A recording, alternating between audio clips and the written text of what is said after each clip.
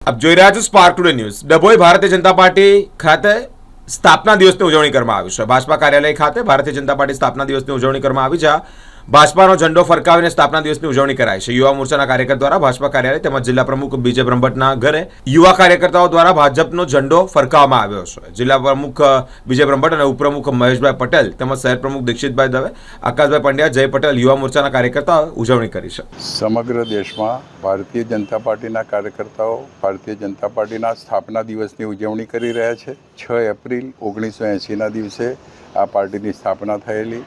એ વખતે અટલ બિહારી વાજપેયીના અધ્યક્ષ સ્થાને થયેલી। ત્યાં અગાઉ પણ આ પાર્ટી ભારતીય જનસંઘ તરીકે કાર્યરત હતી।